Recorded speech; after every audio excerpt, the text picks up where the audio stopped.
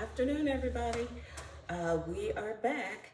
It is about 3 hours later than the last recording, and our uh, beef bourguignon has completed the required cooking process in the oven. And now what we are going to do is prepare the sauce so that we can then incorporate all the ingredients and get the dish finished so we can have dinner in a reasonable amount of time. So first thing I'm going to do is, because we need to get the liquid that is in the Dutch oven into this pan. And so I am going to, because this is very hot, put on my silicone hands and then carefully pour the liquid into the skillet.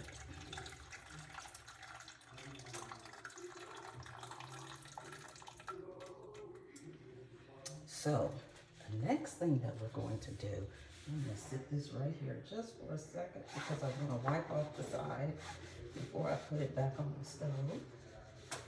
Okay. So I am not trying to make a mess. Then I'm going to, I see one of the bay leaves. Remember, I put in two because mine were small. So we have our meat here and it's incredibly tender and everything looks wonderful, and I'll show it to you in just a moment. Let's now take this sink and we're going to turn on our heat, and we are going to we're going to thicken our sauce. And for this particular recipe, how you go about thickening it, is through the use of a beurre Meunier. Basically, you're gonna take a combination of butter and flour and then stir it into this mixture to help it to thicken. Once the mixture has thickened to our satisfaction, we'll taste it, make sure it tastes the way we want it to taste. We're gonna add some additional salt. I've salted individually as I've been moving through this process. I salted the mushrooms and the onions after they were done and tasted them to ensure that they had adequate salt. I salted my beef bourguignon right before I put it into the oven. I only put a little bit into the sauce. Now, as we complete the process, we'll taste it to ensure that it is adequately seasoned, and we will also add pepper at this point in time.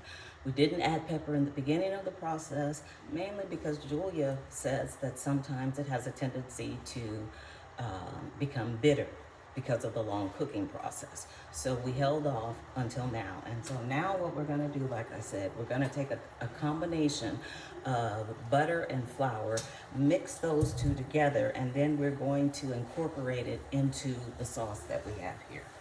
So let's do that now.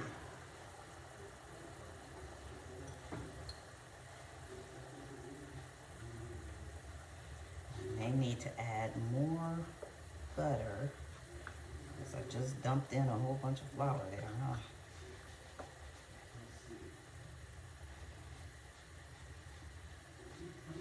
The idea is to add enough. And of course, I'm making a mess, as I always do. I'm gonna grab just a tad bit more butter.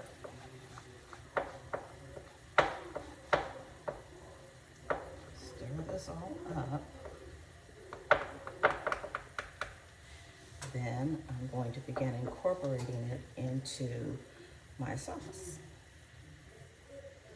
And we're gonna stir.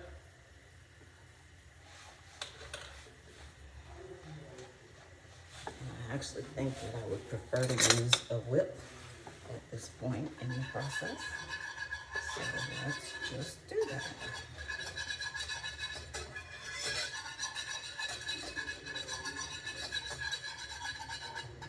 take some more and put more in. Oops.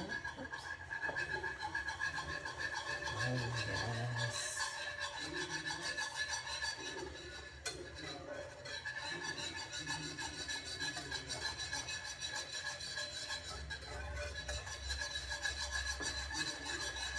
Oh, yes, it's thickening up beautifully.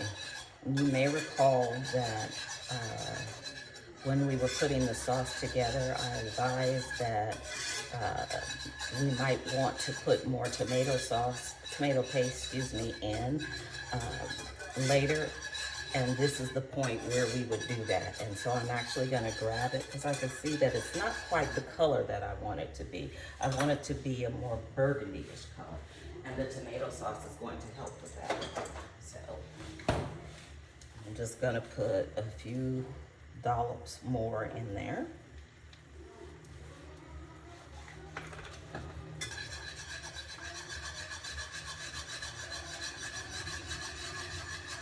Oh yes, that's beautiful.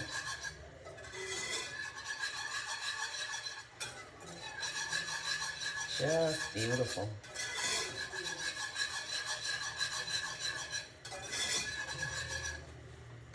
And now, let's give it a taste. I already know that I need to add some salt because I didn't add very much at the onset.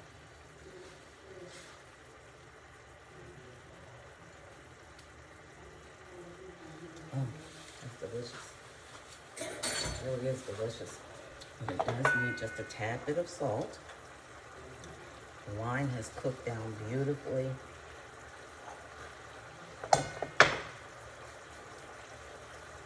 Let's add some pepper.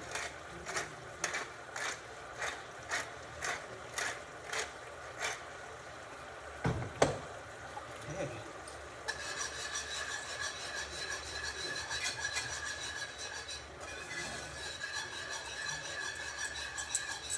Okay.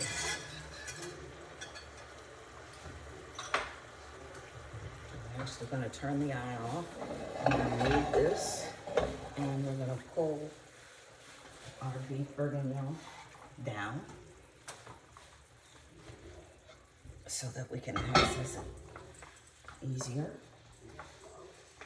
And we are going to now add in the onions and the mushrooms that we prepared earlier and all of the juices that they've given off. You want to put that right in the pot as well. This is going to be so great, you guys. I can't wait. This is really hot still, so I don't want to forget that and grab a hold of one of these handles, because it would not be nice. Okay, now we are going to add our sauce.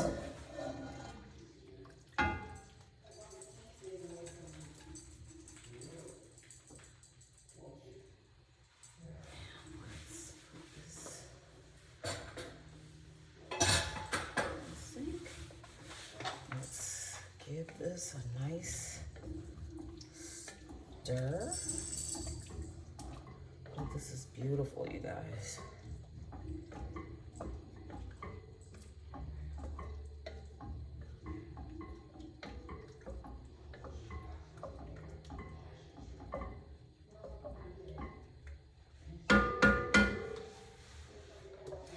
And now I'm just gonna pop this back into the oven for about 10 minutes, just so all of the flavors can marry and meld. And about that time, the potatoes that I put in, I just peeled some potatoes and cut them up along with some broccoli, then toss them both in olive oil, butter, and lemon juice with a bit of salt and pepper. And we're going to have that as well as some garlic bread. And so I'm gonna pop this back into the oven and everything will be done in about 15 minutes and we will be ready to eat. And I will come back on at that point. Thanks.